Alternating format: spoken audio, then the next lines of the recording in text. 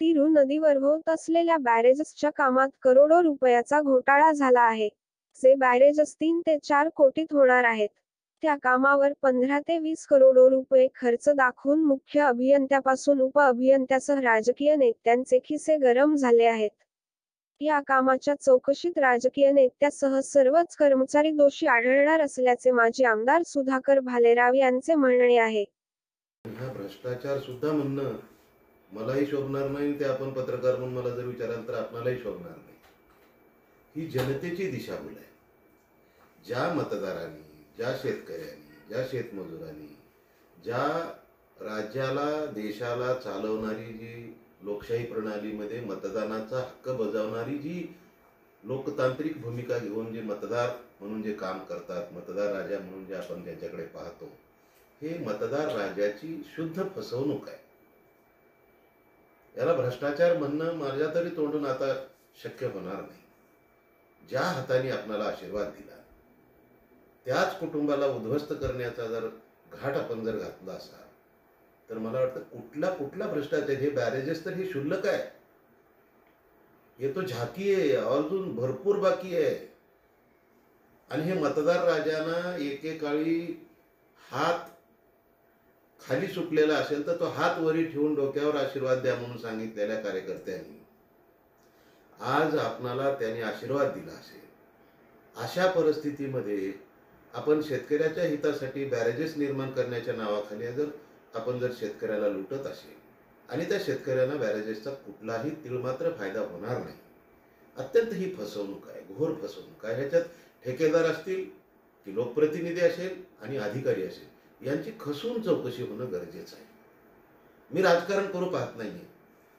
सामाजिक हित हे साध्य करणं हे प्रत्येक कार्यकर्त्याचं पहिलं कर्तव्य आहे आणि मी ते कर्तव्य बजावण्याचं काम करतोय. मी कुणाचा विरोध करत नाहीये. मी 10 वर्ष या ठिकाणी लोकप्रतिनिधी म्हणून काम केले. मला दाखवा एखादी उदाहरण, कुठलंही एखादी उदाहरण दाखवा, मी त्याला तोंड द्यायला तयार आहे. परंतु रक्षक म्हणून काम करण्यापेक्षा आपणाला रक्षक म्हणून जिम्मेदारी दिली आहे. लोकप्रतिनिधी, आमदार, मंत्री होणे याचा अर्थ असा नाही आहे की तुम्हाला राजरोसपणे लूटमाप करण्यासाठी लोकांनी संधी दिली असं समजू नका. ज्या लोकांनी संधी दिली त्या लोकांनीच तुम्हाला पुन्हा घरी बसवण्याची सुद्धा ते काम करू शकतात, हे विसरून चालणार नाही. आता तुम्ही काही लोकांना सांगताय की माझ्याकडे आता पैसा एवढा भरमसाठ झालाय की त्याचा हिशोब नाही आहे, मी प्रत्येक गावं पैशाने विकत घेईन. पैशाने विकत घेऊ नका. आमच्या शेतकऱ्याच्या जमिनी वाचवा. माझी विनंती आहे लोकप्रतिनिधींना. जळकोट हा दुर्गम भाग आहे आणि जळकोट परिसरामध्ये अत्यंत जमीन ही नापीक असलेल्या जमिनी आहेत असं म्हटलं तर चुकीचं ठरणार नाही. धड डोंगरी नाही, धड सुपीक नाही, शेत जमीन अस्तव्यस्त व्यवस्थेमध्ये भौगोलिक दृष्ट्या निर्माण झालेला हा भूपृष्ठ भाग आहे.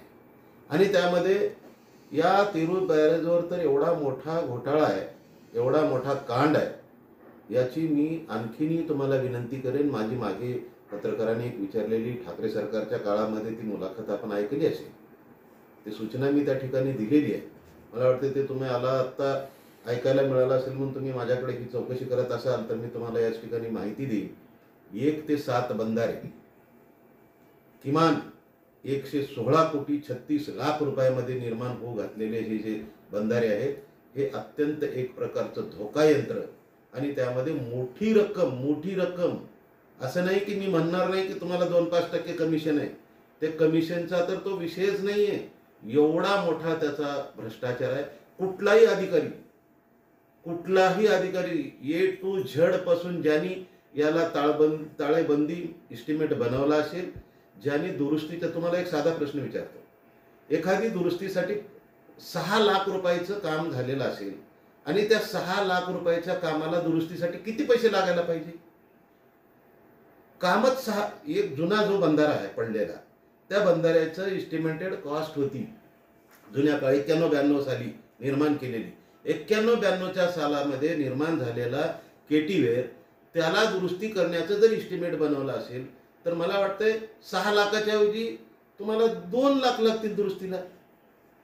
जर इस्टिमेट बनवलेला बंधारा जर तुमचा नादुरुस्त असेल, एखादी जर उदाहरण म्हणून तुम्हाला माहितीसाठी सांगतो, एखादी बिल्डिंग आहे किंवा घर आहे तुमचं स्वतःचं घर कितीचं बांधलं असेल तुम्ही 50 लाखाचं, दुरुस्तीला काढल्यानंतर किती खर्च येईल? 50 लाख येईल का? नाही, खरं सांगायची इमानदारीने किती येईल दुरुस्तीला काढल्यावर? 25% लय झालं. 25% पकडा. आता 6 लाखाचं ते 5 ते 6 लाखाचं ते केटीवेर आहे दगडी बांधकामाचं. त्या 6 लाखाच्या केटीवेरच्या दुरुस्तीला जर बजेट निर्माण करायचं असेल, त्याला बजेट जर मंजूर करून घ्यायचं असेल तर 2 लाख लागतील. लईच लई 1 ते 2 लाख लागायला पाहिजे दुरुस्तीला. 22 कोटी रुपये दुरुस्तीला लागतात. हे कुठल्याही ठिकाणी मंत्रालयाच्या समोर महापुरुषाच्या पुतळ्याच्या शेजारी बसून इमानदारीनं ह्या लोकप्रतिनिधीनं सांगावं की हे दुरुस्तीचं इस्टिमेट आहे, मी जीवनातून संन्यास घ्यायला तयार आहे. राजकारण तर सोडा, जीवनातून संन्यास घ्यायला तयार आहे. तुम्ही जनतेच्या डोळ्यात धूळ फेक करणं बंद करा. आणि ही लूटमाप झालेली आहे, ही लूटमाप झालेली ही ताबडतोब त्याची चौकशी करून त्याला ज्या ज्या लोकांनी जे जे पैसे खाल्लेत त्यांच्यावर योग्य ती कारवाई करून गुन्हे दाखल होणं गरजेचं आहे आणि ह्यांना जेल शिवाय पर्याय नाही.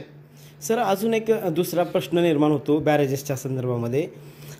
नदीचं पात्र जर बघितलं तर आपण छोटं पात्र दिसून येते आणि आता ते नवीन बंधारा म्हणजे बॅरेजेस होते आणि पाणी जर साचलं तर उद्या दोन्ही बाजूच्या शेतकऱ्यांचं शेती जी आहे, बऱ्याच लोकांची शेती त्या नदीमध्ये जाईल, असा एक प्रश्न सध्या तरी होते.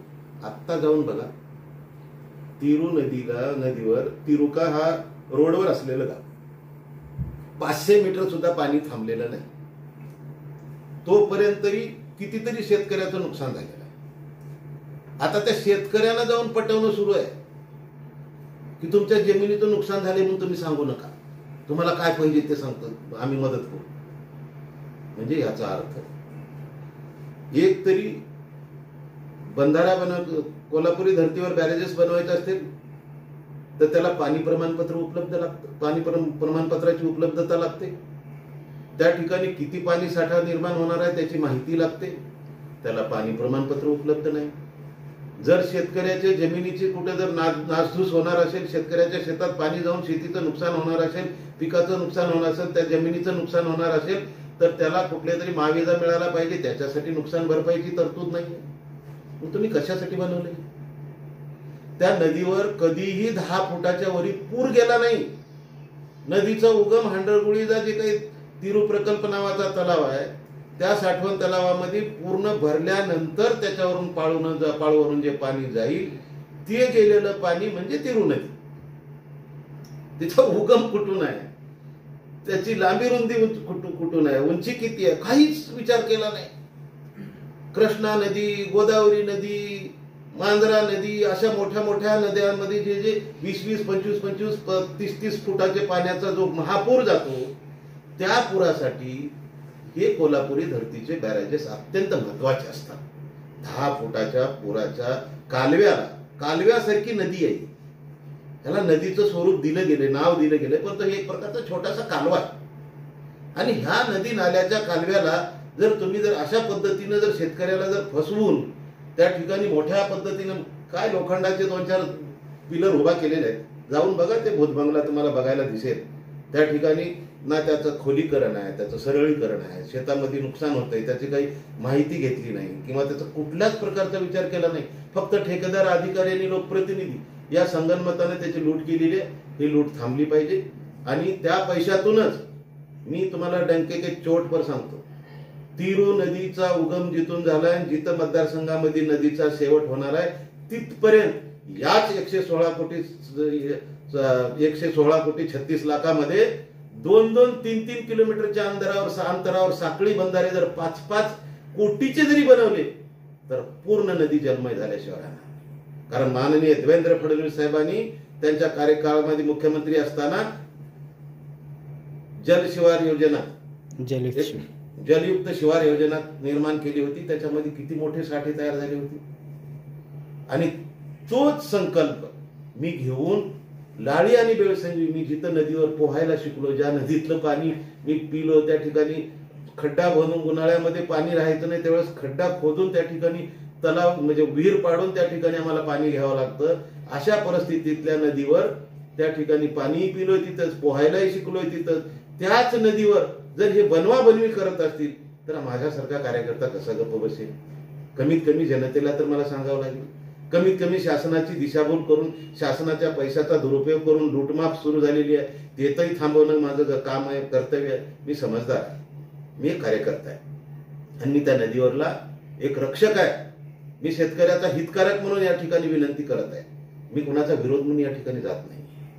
मी आणखीनही सांगतो, कुठलीही यंत्रणा लावा, कुठल्याही यंत्रणेला या ठिकाणी बोलवा, सक्षम अशी यंत्रणा असावी, अभ्यासू चिकित्सक यंत्रणा इरिगेशन डिपार्टमेंट मधली बोलवा आणि कशा पद्धतीनं धोका यंत्र करून फसवणूक केलेली आहे शेतकऱ्याची बॅरेजेसच्या नावाखाली, त्याच्यावर गुन्हे दाखल झाले पाहिजे अशी माझी मागणी आहे.